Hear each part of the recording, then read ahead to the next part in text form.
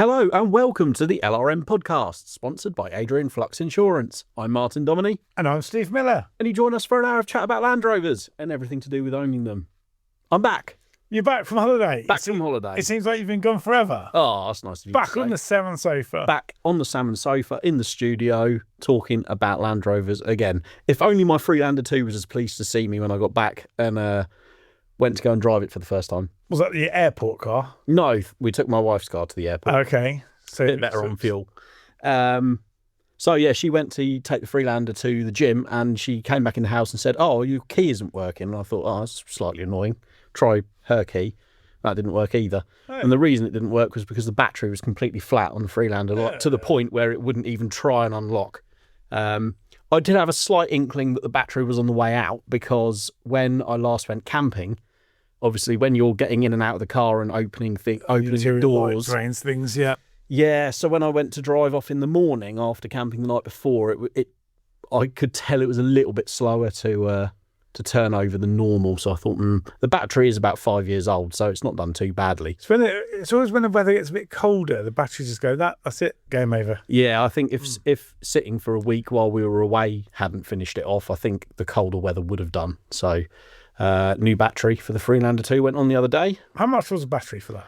It was about 100 quid. That's not too bad. For a Yuasa one. So yeah, I've had US battery. In fact, I think I've got one then. Top tip, in fact, if you're going to replace your Land Rover's battery, and it's a model which later on in its life had stop-start, a lot of the time you can buy the higher capacity battery, which is designed for the stop-start vehicles, so like the later EU emissions-friendly ones and like the TD4E, but it will fit a non-stop-start car, so it gives you a little bit more cranking capacity.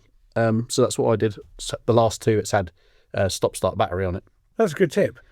You know, here's a question though. So I have like a battery charger, like a Ring automotive battery charger. Yeah. And you have to opt on that, whether it's a stop-start battery or not, before you charge it. Right. Would you have to then still know that was a stop-start battery? Only if the battery construction is different, which it isn't on the Freelander 2. So on a lot of stop-start, they're AGM, which is absorbed glass matte batteries. Yeah. Which are a different construction to your like standard lead acid traditional type.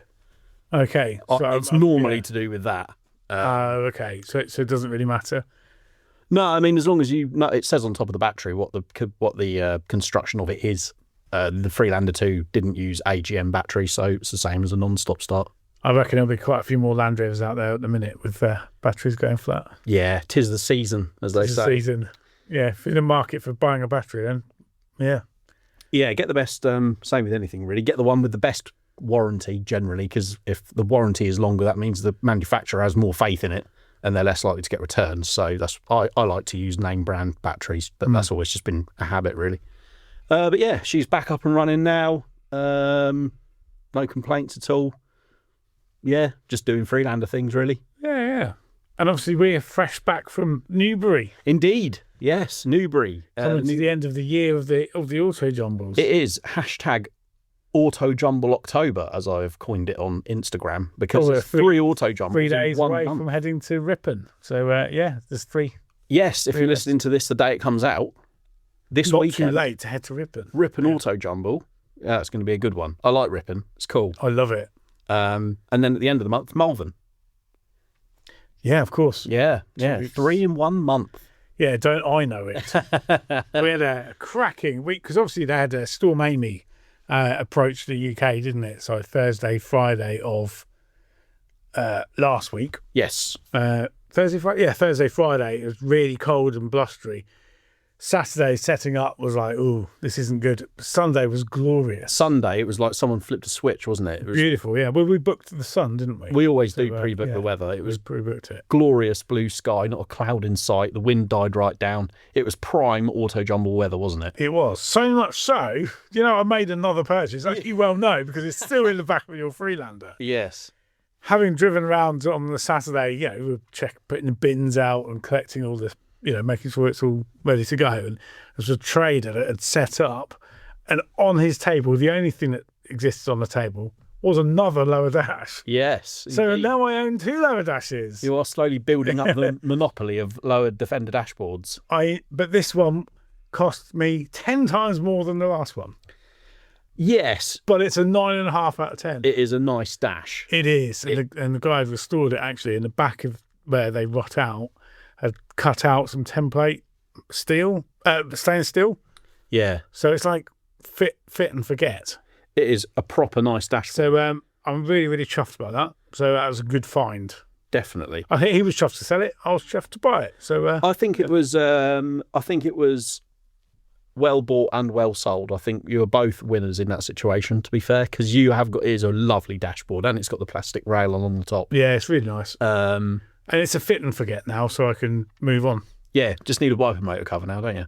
Yeah, have you seen how much they are? Yeah, they're almost amazing. as much of as a dash. Yeah, they are. But You got 2 more Autojumbles this month. You're yeah, I back to can't time wait. At work, I literally cannot wait. I love it. I actually love having a list of things to obtain. And that is what the fun of our Autojumbles actually is. Absolutely. Yeah, it is good. And there was such a vast array of stuff and a lot of traders there on Sunday at Newbury. It was fantastic. Yeah, about 600 or so traders. Loads. Yeah, really, really good. I went for a walk with our pal Ian looking for a wing for his Defender. He needed a new wing, so I went hunting. Did he find one? He did indeed, yeah. A very, very nice condition wing at an excellent price. So he was a happy bunny. And yeah, all in all, I a need to look for fantastic some day. wings. Yeah, well, have you decided what you're doing about those yet? No, not really. Because the wings that came off it are corroded, aren't they? One of them is where it joins the chassis at the front, so that definitely needs addressing. The other one's okay, but I need to find not a matching pair, but like, I don't know, question mark on that really. Because they do, SP do steel wings now, don't they? So you could go for them, or you could try and find some really nice used I'm not original. No, I think I'd rather have aluminium ones. Yeah, I don't know. It all depends, doesn't it? But you need something really nice and straight because everything else on that's going to be like straight as a die, isn't it? Hopefully. Yeah, no, it'll be good. And I'll have the doors back this week. Yes, exciting. Galvanised 2-piece series doors will All be. painted. Can't So, wait and to see windscreen it. frame. Because at the moment, obviously, the only thing you've got back at yours, which has been painted as a bulkhead, and that's quite an awkward shaped thing, isn't it? So when a big panel like a door comes back, that's going to be quite exciting, and it'll be cool to see what that colour looks like over a bigger surface. Yeah, I think. Yeah, I remember going through the turmoil of do I like it, do I not like it? But it's grown on me now. I've spent quite a lot of time in the shed, haven't I, tinkering about and looking at the colour, and it's just become the colour. Yes. Yeah. I don't think you'll go wrong with the No, colour. I really like it. That's, So since you've been away, what was the Land Rover spotting like in roads? Do you know what? It was few and far between, but what I did find was quite cool in its own way. There's some quite rare stuff. The first thing I spotted was when we were in Rhodes Old Town. If you've never been to Rhodes, you'll know it's like very, very good. I love that place. Lots of history. I like it. Lots of nice stuff to see. Among the nice stuff to see was a V6 petrol Discovery 3. Didn't get them in the UK. I was going to say, hang on, the V6 petrol. V6 petrol. Is that the same engine as the 302? No. No, it's a Jaguar. I'm pretty sure it's a Jaguar V6. AJ. I think. The 3 litre? Yeah, it's 3 litre. That they put in the F-Type? I don't know what they fitted it in, but I'm sure it's Jaguar because they obviously used the 4.4 AJVA in the Discovery 3. They put it in the XJ. That would be it, yeah. That would be it, because it would have been the same footprint as the 2.7 diesel that they put in the XJ and the S-Type and all that jazz. Yeah, I don't know. Someone out there will know. Anyway, Anyway, it looks a little bit dishevelled. It had been parked under a tree, and obviously the sun beats down on it, and you could tell it was used hard and put away dirty type job. But yeah, I saw the badge on the back, and I thought, crikey, I think that's probably the first V6 Discovery 3 I've ever seen in person. So that was pretty cool. Also saw a very smart sort of modified Challenge 90, all roll caged up. In one of the little villages along the coast, which I've seen before because I've been to Rhodes before. And Rhodes must have an off-road club, pardon the pun, because it had the sticker on the back and it had big like 35-inch chunky mud terrains on it. Oh, right, okay. Proper sort of like early 2000s challenge truck spec. And I was like, yeah, that's nice. really, really cool. It's the thing you'd build now. Yeah, it's a bit of a throwback really. It's a proper like... a bit like your a tyre today. Sorry, I had to get that. You need some new material, mate. That's yeah. I know. It's getting boring. It's getting boring. Not for me.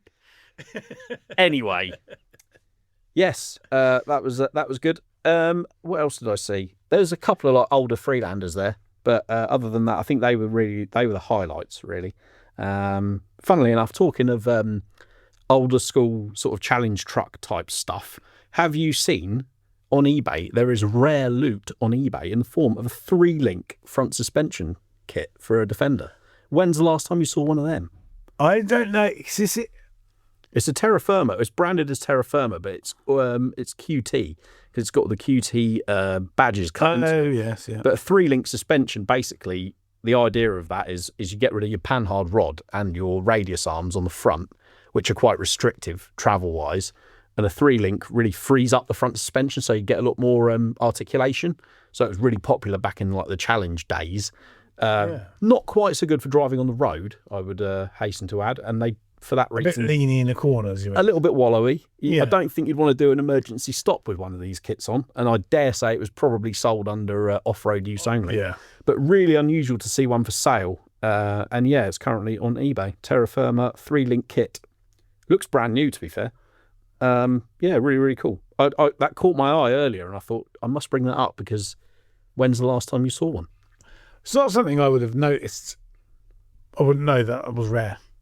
Okay. Well, the fact it's got QT written on it makes it quite rare. Yeah, I mean, you still see at least 10 years now since QT have not been around, isn't it? As an off-road parts developer. Yeah, of course. Their radius correction, caster correction arms, and like trailing arms, heavy-duty trailing arms. I had a pair of them.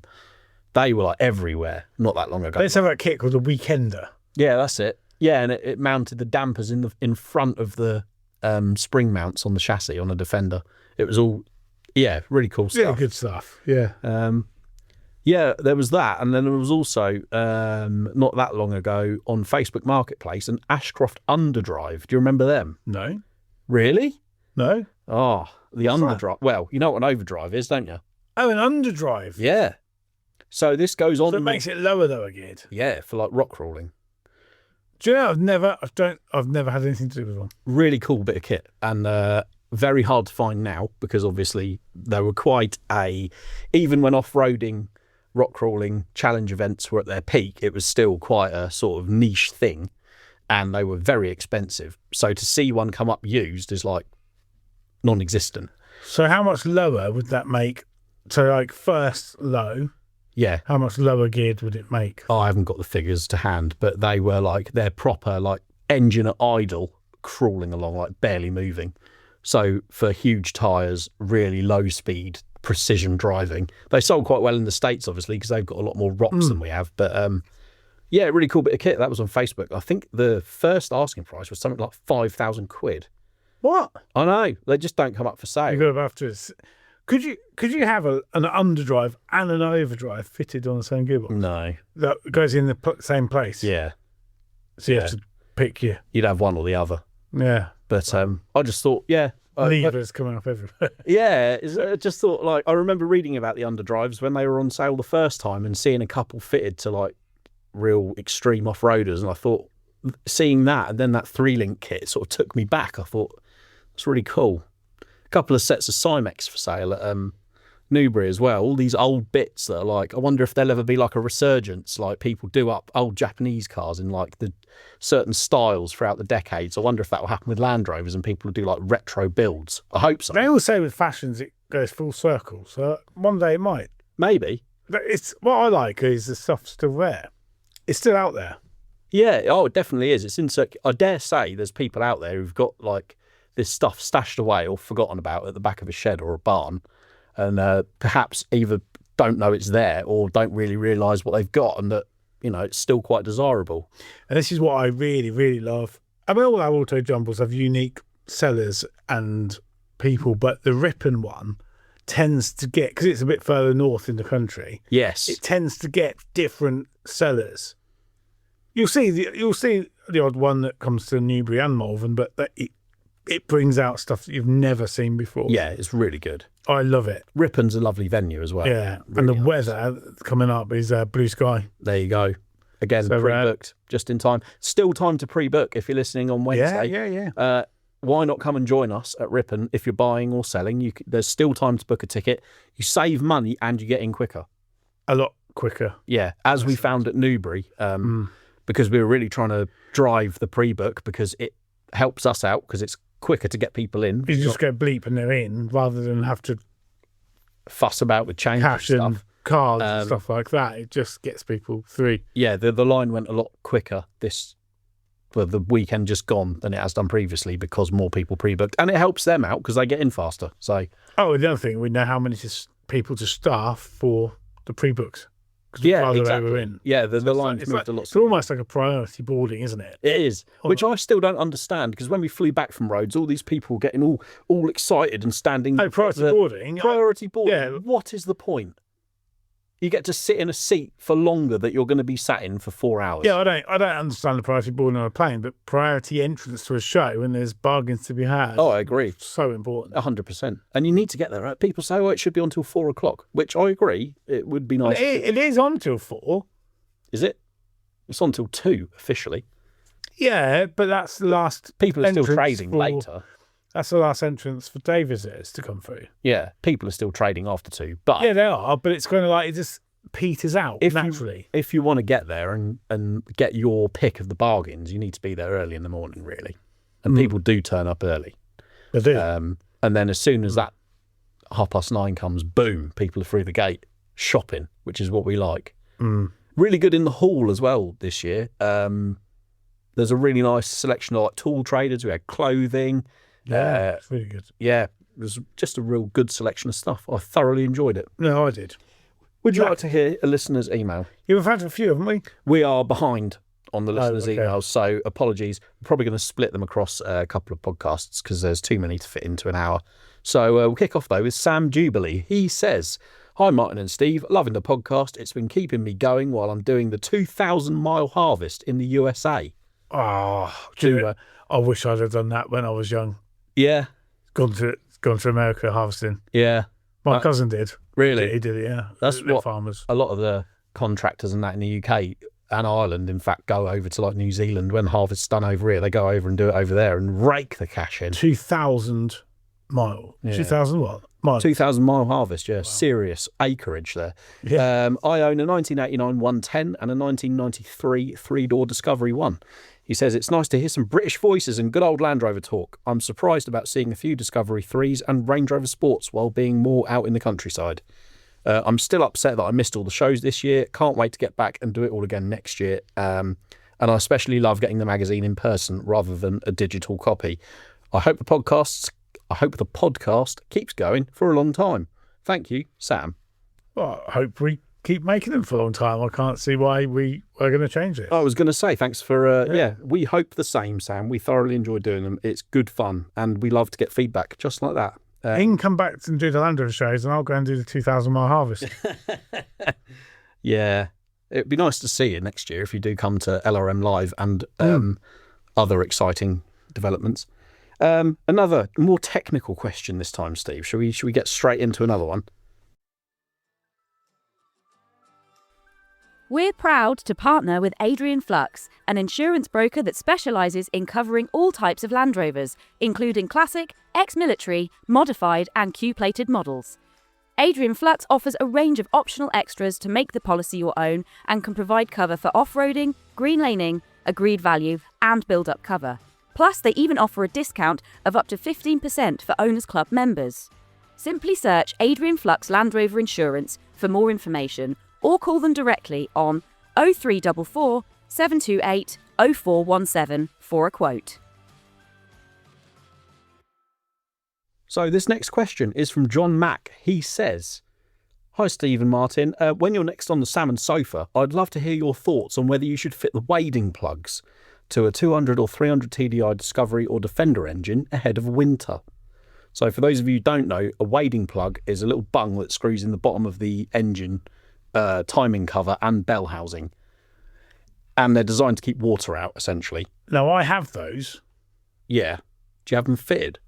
I did have them fitted at one point, but then I don't really know why. So in theory, you're supposed to only have them fitted when you go wading. Because they are essentially breathers without, aren't they? Yes, Yes. exactly. He says, so the advice that John has heard is to fit them when you're planning on going off-roading. But as winter approaches, some people say you might as well fit them and leave them in for the winter months because no one wants to be under the Land Rover in the pouring rain when they next want to go wading. Is it better to fit the wading plugs and leave them in for 6 months ready for the next unexpected flooded road?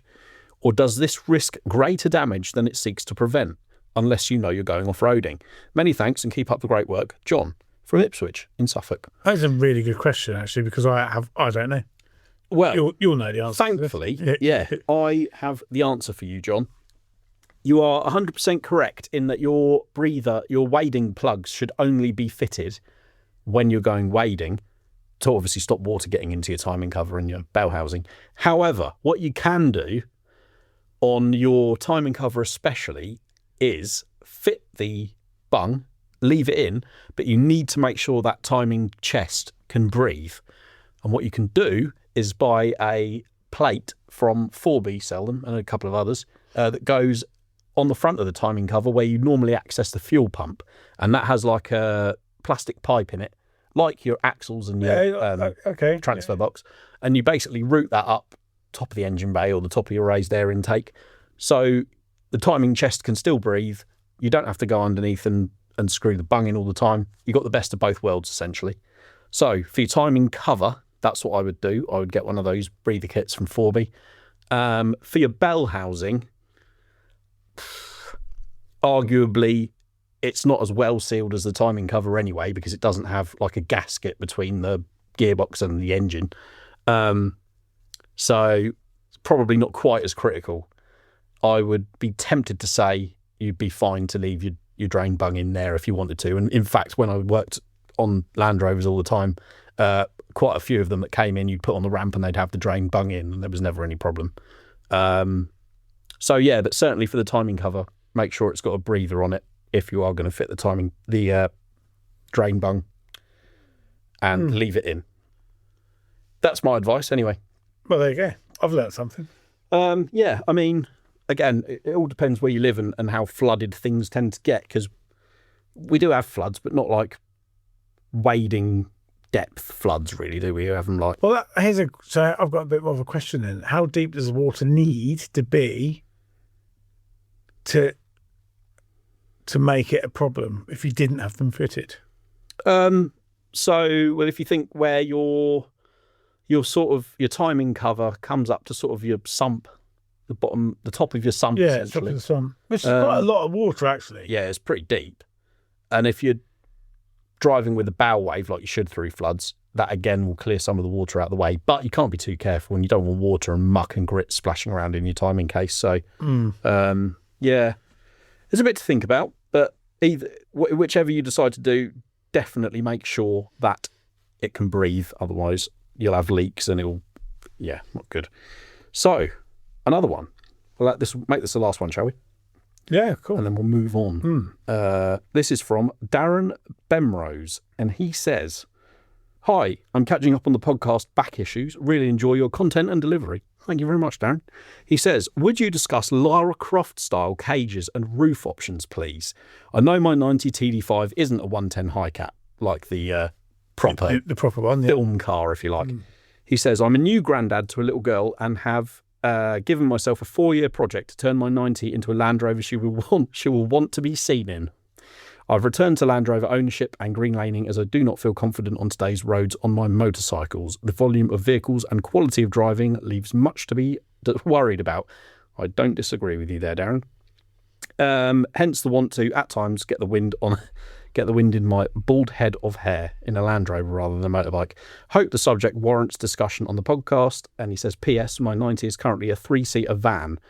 Can I fit seats in the back?" We've discussed that on a recent podcast, Darren, so probably best go back, and we spoke to Expert Trim. Very recently, wasn't it? Yeah. Well, I forget what episode, but the legalities of it and things like that, forward-facing versus side-facing seats. If you scroll back through the episodes on whatever streaming platform you listen to them on and look at the descriptions, you'll find it in there. So as far as the seat things go, we won't go into that. But if he wants to do a sort of loose Lara Croft Tomb Raider style replica out of a 90 hardtop, what would you recommend?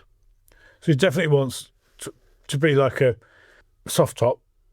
Is that what you're saying? It's a 90 hardtop at the moment with seats in the front. He just wants to make it look a little bit more.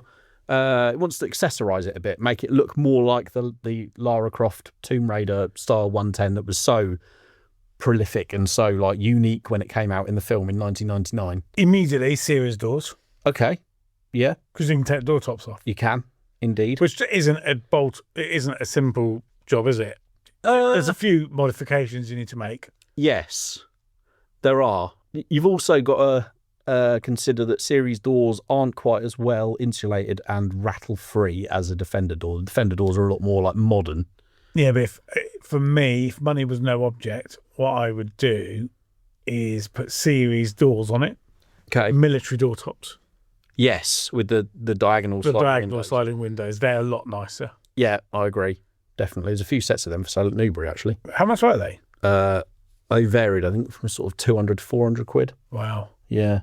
But yeah, they're great. I would say, Darren, I would go for series doors because that does look cool. I'd go for a expedition style roof rack, like the OEM tubular roof rack, which Safety Devices made, I believe. Yes, I would say it is Safety Devices. Because, actually, tell you what, Land Rover did actually do a Defender 90 Tomb Raider edition. So if you Google that, you'll get an idea of what it looks like. Or go back to our Ultimate Defender buying guide, which was March issue last year. There's a little bit in there about special editions, and that will have a bit about the Tomb Raider in it. Because that will show you the accessories that came with from the factory. So you could pretty much do a replica if you can find the bits. Black 8 spokes? Black 8? No, that had boost alloys, anthracite boost alloys with a silver lip.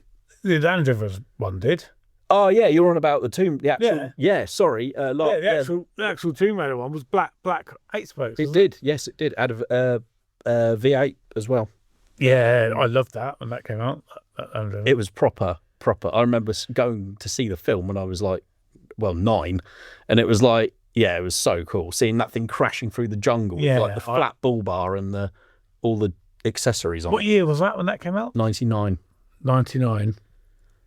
Yeah, it was a proper cool thing to see. It was like, yeah, as if you didn't like. Yeah, well, that's like I had my ex-military 90.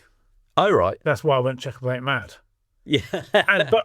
We haven't talked about seats. So, bucket seats. Yeah, that's true. Yeah, but it depends how far you want to go, because the more you do to it, arguably, the less usable it's going to be. I had bucket seats in my first ever 90, and it made things challenging. How old? Sorry, the granddaughter, did you say? Yeah. How old is the granddaughter again? It doesn't say, but he's given himself 4 years to do it. So to be cool, you need some tunes. Okay. Don't you? I think so. So you want a reasonable sound system? A decent sound system. So Yeah. sound insulation, but decent. She sound system. Yeah. She'll want to listen to her music, no doubt, in the Land Rover. Do you know what I'm looking at actually, or I've thought about buying, is a Bluetooth speaker. Because my Series 3 and my 110 don't have a radio. What, like one of those cool ones? Like is it Marshall? Well, Jack Dobson will be spitting feathers because he hates them. I don't know. Why? They just look a bit pretentious. Yeah. That sort of thing, but one that I can move from the Series 3 to the 110 and vice versa, and just because I only listen to music on my phone or podcasts anyway, so I don't really need a radio.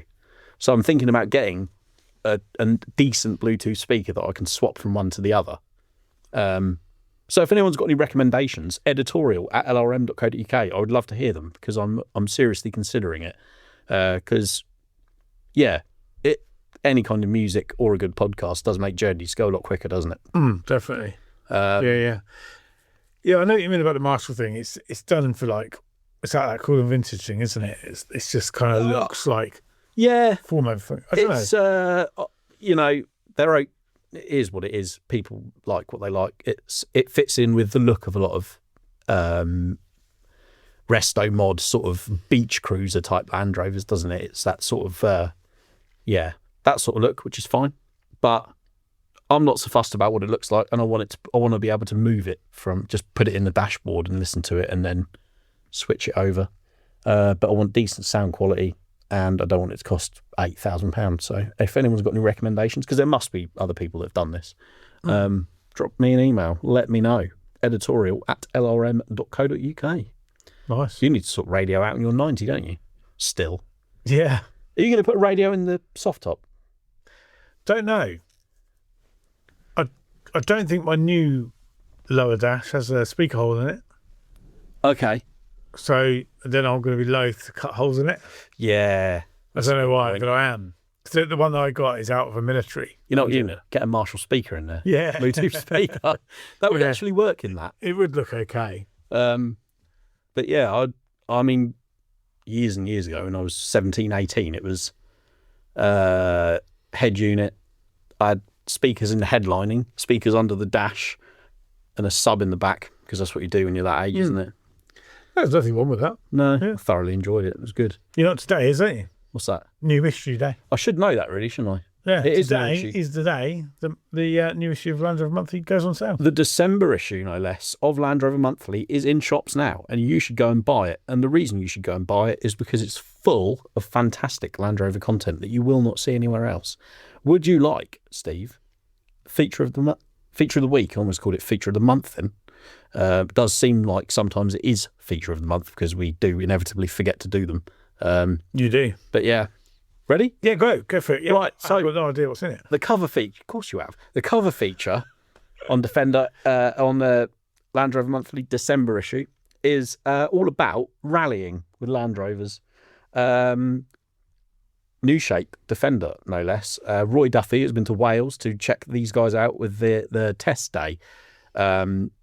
There's a selection of teams that enter the Defender Rally series, and that's, fantastic start into motorsport, full backup, spares package, mechanic on site and all that. It's like a really fun, not easy, nothing in motorsport is easy, but it's sort of a great introduction to it, and it'll put you onto bigger and better things like Dakar, more international rallies in these vehicles, and the fact that they are as close to standard as they are, as you'll see in the feature, yet they put up with the punishment they do, is absolutely unreal. Really, really cool feature, and a great insight into just how hard they're driven, the modifications that go into them, and the kind of backup and support you can get if you decide to go down the route and dip your toe into competitive motorsport. Really, really cool, and some excellent images from Roy as well. So be sure to check that out in the December issue, which is, as Steve rightly says, on sale now. So you can go to the shop and buy LRM, or if you prefer, you can sign up and subscribe, which gets you it not only cheaper but delivered to your door.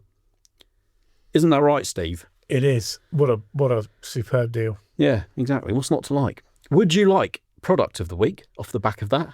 Oh, but actually, I've got a point. So last time's product of the week was the machine marked impact gun, wasn't it? Oh yeah. I said I was going to go and get one. Did you? I did. Did you? Yeah. How is it? Yeah. I've well, I charged it up because you have to charge them from new. Haven't used it yet, but I have one. There you go. Yeah, they're excellent value now. Yeah. Impact guns like that, brilliant. Yeah, no, definitely. I can't wait to use it really because I know when I need to use it, it'll be a lot better. So I went and got one. You won't be disappointed. The price of any product really, like these days, like impact guns are great value. In my mind, they were like going to be £400. They used to be. I remember when I bought my. I remember it being in my mind. Yeah. I bought my first electric impact gun when I was working in the dealer, and it was like quite a big thing. A lot of the other techs had already got them, and I was a bit of a late adopter of the electric impact gun. And the reason for that was there was so much money. Air-powered tools, you obviously got like handed down a lot of the time, and they changed hands, for not much money at all, and you had air in the workshop. But an electric impact gun just makes things so much easier.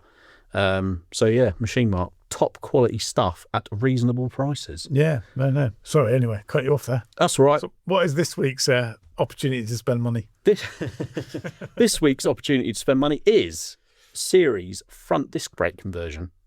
Oh, right. Have you seen this? Something on yours? No, this is from a different company. Okay. Mine is disc converted on the front, but this is from LOF. LOF brakes, LOF clutches.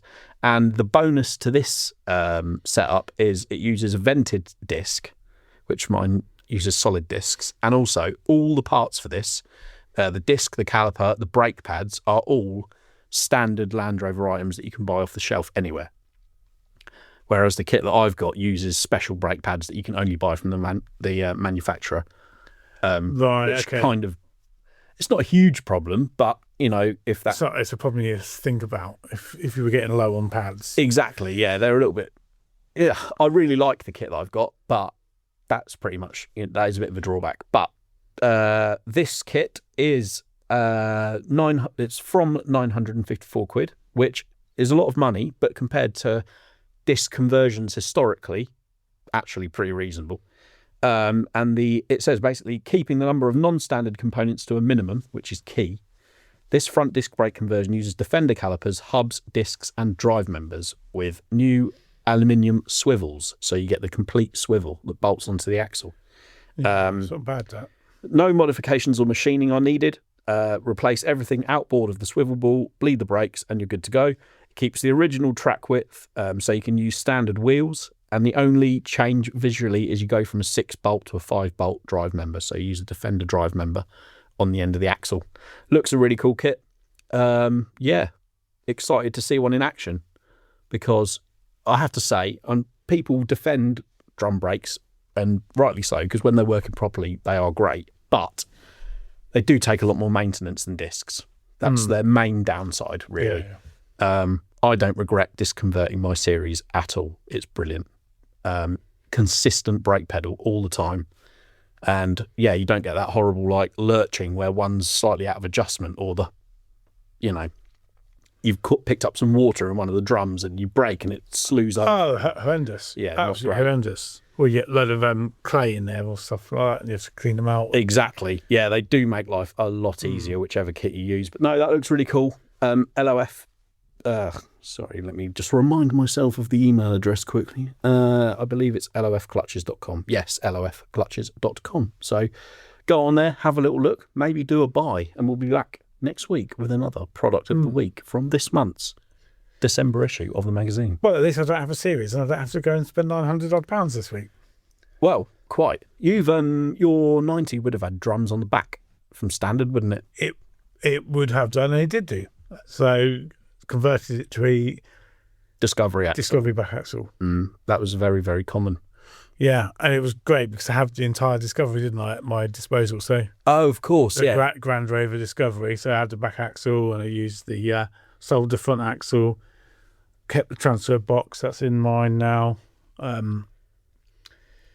Yeah, power steering, engine, gearbox. Yeah, they were. Sold the gearbox, sorry, because I've kept my LT77. But yeah, it was well worth having an old Discovery. Definitely. Yeah. There's I was talking to one of the chaps who helps with our marshalling at the Autojumbles, and he was after an early Discovery front axle for his trialer. Oh, you got one?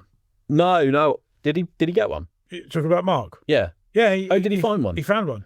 Oh, because He found an axle case. that's good. Yeah.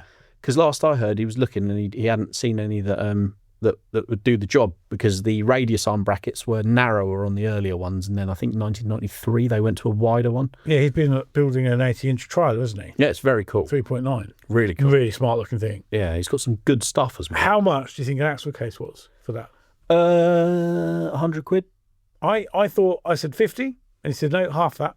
Really? 25 quid. What a bargain. Yeah, just the axle case. Yeah. That's- no, Oh, okay. Yeah, fair enough. Maybe I was thinking of an entire. 25 quid. That's good. Yeah. Yeah. Well, that's what he needed. Do you know what though? They're getting harder to find bits like that, like series non-Salisbury rear axles and things like that. They're getting thinner on the ground. So if you've got stuff like that kicking about, But don't they're scrap still it. there.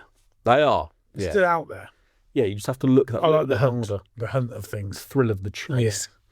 But I had a good good couple of hours in the garage last night, tidying up my 200 TDI, ready to go into the 110. I clocked the turbo round to make the boost pipe point in a more sensible direction, because whoever had fitted that, this is a Discovery 200 TDI engine, yes, yeah. whoever had fitted that in the 90 that it was in previously hadn't clocked the turbo, so it was rubbing on the chassis rail or some nearby part, and it had broken the turbo actuator and rubbed a hole in the manifold. So I wasn't very happy about that.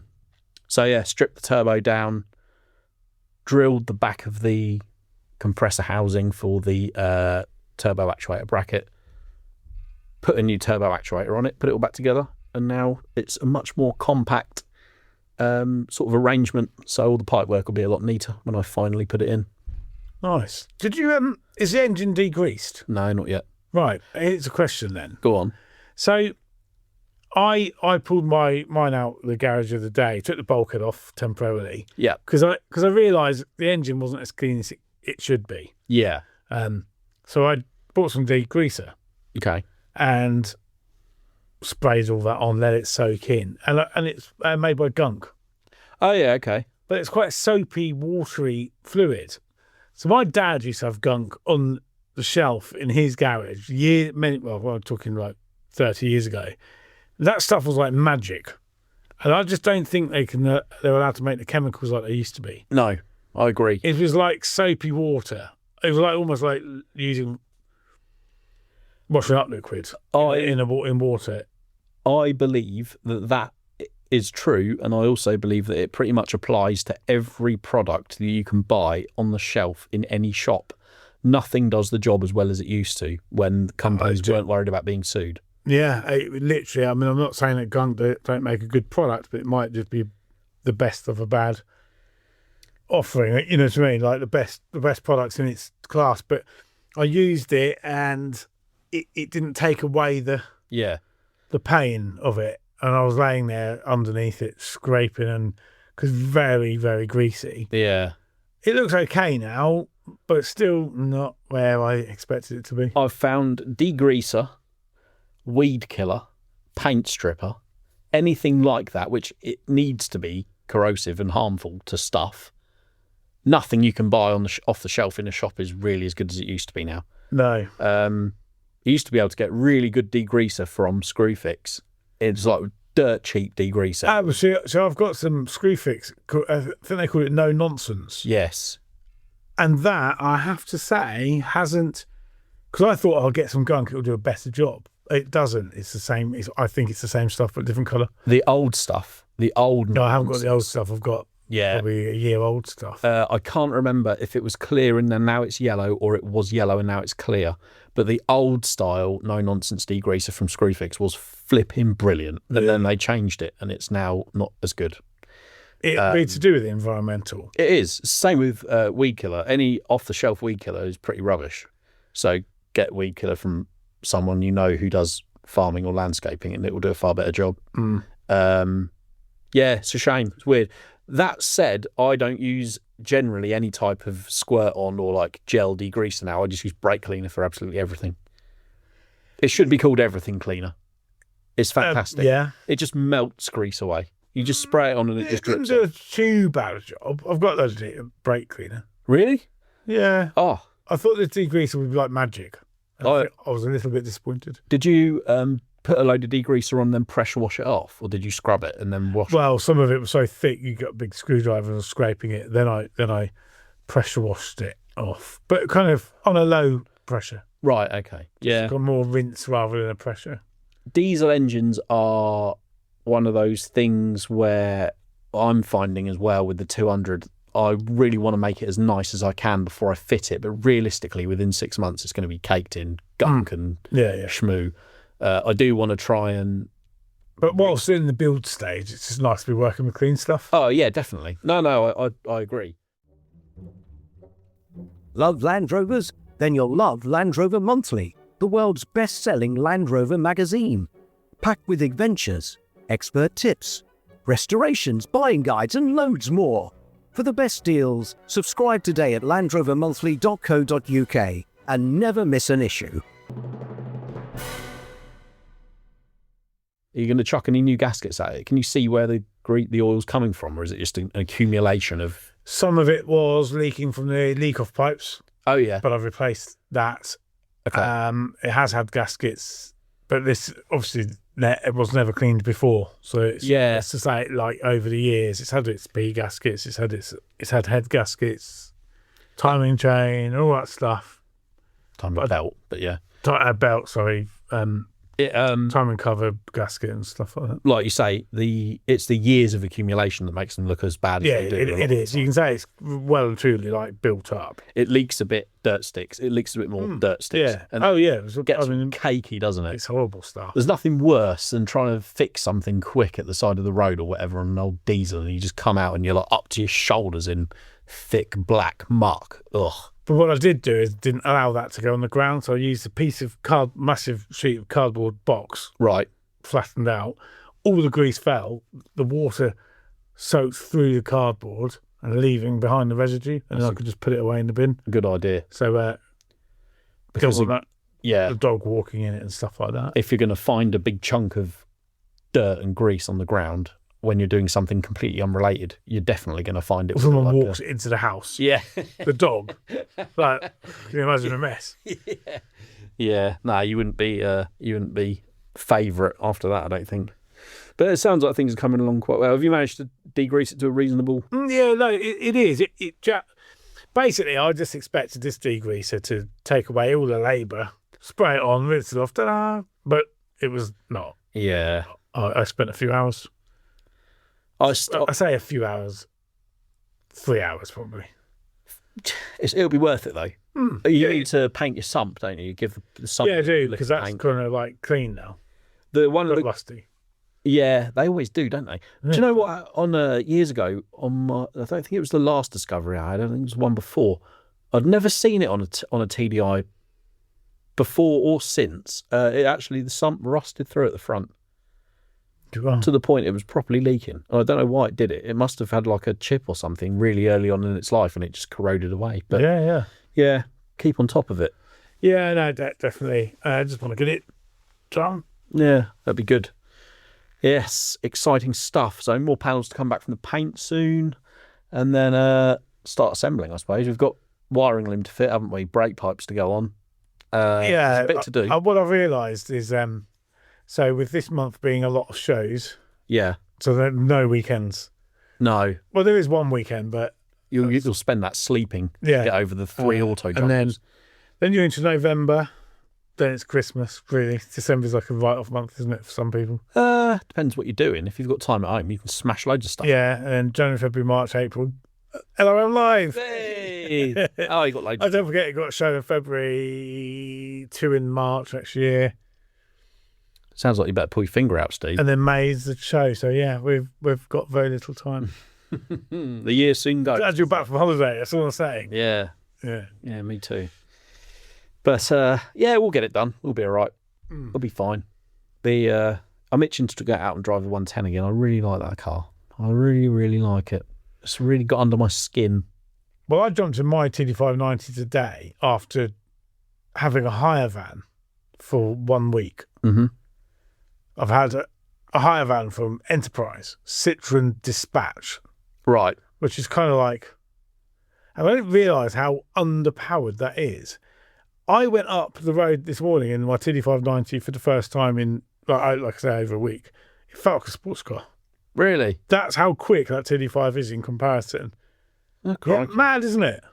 Yeah, it's really, really sluggish. What I did realise is how heavy a clutch is in the TD590. Yeah. In comparison to what is essentially a car to drive. Yeah. I think that comes from a lot of manufacturers because emissions and things like that, they fit engines that are too small into vehicles that are too heavy. I'm sure, I don't know what size engine it'll be, but it's small. Yeah. You can barely hear it. Isn't it the Isuzu D-Max you can get with the 1.9 twin turbo now? Yeah, you can, yeah. 1.9 and a pickup. What are you thinking, Isuzu? Well, yeah, but the Ford Range is only 2 litre. 2.2, aren't they? Are they 2 litre now? No, they're 2 litre. No, they had a 2.2 and a 3.2. No, it's 2 litre, 10-speed auto. I had a go in a Ranger Raptor at my old place, and they said they chucked me the keys and said, "Oh, you drive 4x4s, don't you? Have a go in that." and I loved it. I thought it was great in every way, but the engine absolutely ruined it, and that was one of the first 2-litre turbo diesel. Right. It's such a cool thing, and it handles really nicely, and the suspension's like fantastic, and it looks great, and it's got some wheezy little 2-litre diesel. It's just really highly stressed. This van has got like a little, like the power band. Yeah. It hasn't got any power, Did it- but it needs all of the revs. Did it feel like a lot of them have real, like they call it, I suppose it's a more sophisticated version of boost by gear. So in like first and second, they're absolutely flat, and then you get it in third, and it's sort of Almost. It's designed that you have to drive it in a certain way. So almost like it's too governed. yeah. Oh my god! The pedal's real dead in low gears. Nothing there. Yeah. Do you know that? I was thinking about this. Right, I'm going to get on the high horse about things now. Right? Okay, go on. New cars are not designed by advanced motorists, advanced drivers. Yeah, but have you seen the standard of driving in this day and age? Yeah. It's hardly surprising, is it? And I think the cars are a lot to blame. Yeah, possibly. Because, Possibly. like, this van, so I'll give you an example. Because I had to drive up to the Lake District and back in a day, the other day. It was 9.5 hours. And on some of those roads up there are superb. And if you know how to drive, I'm not saying I'm the best driver in the world. Well, I am. I'm the best driver in the world. No, I'm not saying that. It's all that time behind the wheel of the Jag. Yeah, but there's like a series of bends, and you go around like a right-hand bend, but then there'll be a left-hand bend. If you hold out onto the right-hand side a little bit, you get an early view around the left-hand bend before the next bend. So it's like a series of bends. Oh no, not in this van. It's fighting me every step of the way. So then I'm losing sight of the next series of bends, and the road is clear ahead. So as an advanced motorist, then an advanced driver, you would get the early view. Yeah. Uh-huh. This van is fighting. Did you not switch all that lane departure rubbish You off? try and find the button in that van. See, this was, every vehicle's got a different method of doing it. Yeah. So more modern cars now, you can't disable that. What? There's apparently Surely. someone told me they'd bought something recently, a new car, and they stopped me from doing it. The thing is fighting me on the steering wheel. And the other thing it does, when the speed that You're listening to the LRM podcast, the UK's -- commercial vehicle slating service. I was ranting about this modern stuff. Yeah. So when you set the cruise control at 70, so the number is then on at 70, but the speedo says 69. So it's always 1 mile behind. And I don't think I had OCD until I drove this van, right? Because I want those numbers to match. If I set something at 70, I want it to say 70. Yeah. Some people say, oh, you can't do 70 in the van but the van is a smaller van, so I'm under the weight limit. Oh, right. Because you're only supposed to do 60. Anyway, those numbers don't match, which really annoyed me. If you did 71 in a 70, it's beeping at you. If you do 31 in a 30, it's beeping at you. But when you go past those things that tell you what speed you're doing in the village, it's actually 28. That's because speedos are always set high in cars. So technically, I'm only able to do, because the sat-nav thing that I don't have on, but it knows where the van is, knows which road you're on, Yeah. and it's beeping at you. Yeah. See, So this. It's beeping at you, beep, beep, beep. Even though you're not actually breaking the speed limit. And I'm not breaking the speed limit. And the but numbers the don't match. computer says I am, Yeah. but I'm not. Just. Man alive. I bet you were chuffed as nuts to get back in your 90, weren't you? I absolutely thoroughly enjoyed my 2.5 mile journey to work this morning in a TD5. Yeah. Cars that don't tell you what to I do. may have left my headlights on. I didn't have any bings and bongs to tell me, say. No. My own stupid fault if I did. Exactly. Have some accountability. It's 2025. Yes. Yeah. I Bring agree. back old cars. Yeah, 100%. The future's in the past. Don't go buying modern you can buy modern nonsense. You can, but But it's just, I remember the first time I drove a vehicle with lane departure. It was a Discovery 5. And it does. It like yanks a steering wheel out of your hands. You're trying to traverse a corner. Even on the near side. So say there's someone coming over. Say someone's coming towards you, and they're not paying attention, and their car's drifted over the white line. Yeah. You take evasive action by steering to the left a bit. And the if- thing is fighting you because it thinks you're too near the near side. I don't understand how anyone put that through and thought, oh, this is safe. The car will steer a bit for you. That's safe. On what basis does that even need to exist? I hate lane departure. I got picked up once to Because go you on have to follow the roads exactly. Oh, it's so... in the middle. I'm really going to rant now. So on the road, there was like a semi-rural road which wasn't a two-way road, but didn't have a white line up the middle. But I would say it was 3/4 size road. Okay. So anything coming the other way, you'd have to sort of like slow down There's and a passing place, Jolly. just kind of just squeeze past each other and crack on. This van decides, well, no, there is a middle of the road, but there isn't room for you to be on your side of the road because there isn't your side of the road. You're on 1.5 of the road. The thing is fighting you. The steering wheel decides. It's just a terrible idea. I don't. Do you know what I mean? I'm complicating what I'm trying to explain. So the van thinks that I'm over the centre line of the road. Well, I have to be because there's no physical room for me to be anywhere else. The thing is fighting me. But that's the same with all modern stuff. Every I car. don't know how anyone lives with it. I like I say, I got picked up on the way to a launch once, and the lovely chap who was driving the car I was in, he was complaining about exactly the same thing. He was in a Range Rover, a new shape, and I said, there's a button on the steering wheel, press it twice, and it won't. Press it once, it'll open the driver assist menu. Press it twice once that menu's open, and it will turn everything off. And he said, "You have made my week. I have been trying to figure out how to do that since I started driving these cars. I hate what cars have become. These are absolutely brilliant vehicles. They're so comfortable, so refined, so smooth and powerful, but they just interfere everywhere they shouldn't." And I can't think of anyone who's spoken to me about any new car and gone, "Oh, it's the best thing ever. It beeps at me when I'm too close to the white line, when I'm trying to, take evasive action, or I know that there's a big puddle on the left-hand side that I shouldn't go through, so I eke into the middle a little And then bit." it fights you back. And it's like... I just don't understand. Car developers, who use the term development loosely, need to give their heads a wobble when it comes to this. It's a government. I don't know what it is. Government legislation, safety, road safety. And yet the person behind the wheel of these cars is still sitting there on their mobile phone. Yeah. Don't get me started. And if anything... I've done a lot of miles. I've done a lot. I'll tell you what it is. I'm a little bit tired, You look... a little bit ratty, right? And I've driven in the last week a lot. But I mean, these, a lot. all these And I've seen some real sights. driver aids are giving people more of an excuse to pay less attention, surely. Yeah, well, yeah. Anyway, that's quite enough of that. I like Land Rovers, older Land Rovers that don't tell you what to do. You can drive them properly. I think the moral of this is I was absolutely over the moon to jump into my good old-fashioned TD590 this morning and go up the road. It felt quick. The clutch felt heavy. You knew you were driving something proper. Yeah.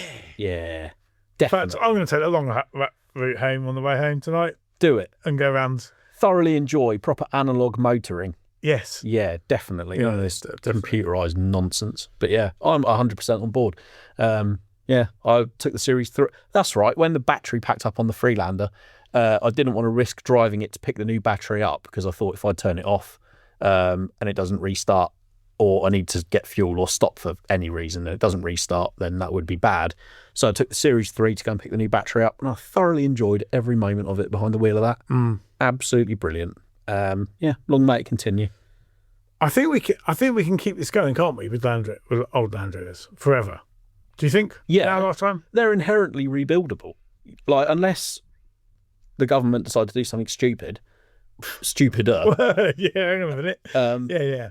Yeah, there's no reason why you couldn't. There's no reason why you can't keep driving them forever. Absolutely brilliant. There is a problem in the UK though at the minute, isn't there? Because cars are getting progressively older. People are now starting to keep them longer. Well, so they should.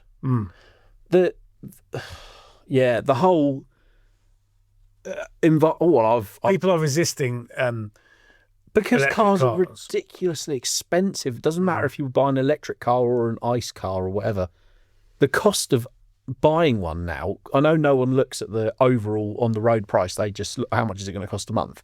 But the actual price of buying a new car now is absolutely insane. and fixing them. Yeah, when the warranty runs out. Yeah, it's crazy. So, but each to their own, you know. People have got newer stuff, perfectly happy with it. If you see a car as an appliance and you take on new technology, and it is what it is. But I just think, like, the way it's gone, how can anybody be interested in driving now? Where's the fun in driving if you're having to, unclick and go through menus to turn things off? That the car, every time you start that car, it's back to the same. If they make it fairly easy and simple to do, like JLR products have been, then I don't think it's as much of a problem. You just got to get into your routine, stab the button on the steering wheel. Whatever, yeah, it's but off. Like, if you can't find how to do it, or if you can't do it at all now, that's really bad. Perhaps there is a way in this van, but you're busy trying to crack on, and you're not thinking, I wonder how to, even like turning the radio on. It's a screen, and it's all this. Yeah, I'm not. Oh, just give me buttons. Yeah, I'm not alone in thinking this. I just like older cars. Yeah, definitely, 100%. Yeah, there you go. Well, we had enough of a moan. I feel better. Dear, you got that off your chest. Yeah, now. yeah. I'm driving that van and going, I'm going to have a right moan about this when the opportunity arises. It was just felt that was the right time. Sure enough, you've got it off your chest. So this podcast is good for my mental well-being. Yeah. Yeah, I suppose so. If only it was any good for anyone else. Yeah. But yeah. Thanks for listening, Martin. Thanks. That's right. I have no choice for recording. Anyway, thanks ever so much, as always, for listening. We love to get your questions. I know I said we'd get through a few more, and we haven't, but we'll spread them out. Week. Exactly. Follow me on Instagram if you want. Land Rover Martin. Steve is Steve Miller Automotive. Obviously, follow Land Rover Monthly on our Instagram, Facebook, YouTube, and tell your friends about the podcast. We got some lovely feedback at Newbury about the podcast, didn't we? People were like, oh yes, Yeah, that is brilliant. It's Love meeting people. Always nice to see. So and any questions, any feedback, editorial@lrm.co.uk. Send us a little email. Anything to add, Stephen? No, I think that's it. All tuckered out from. Yeah, do you know what? I just feel really good. Brilliant. Cool. Well, thanks again for listening, and we'll see you next week. Bye for now.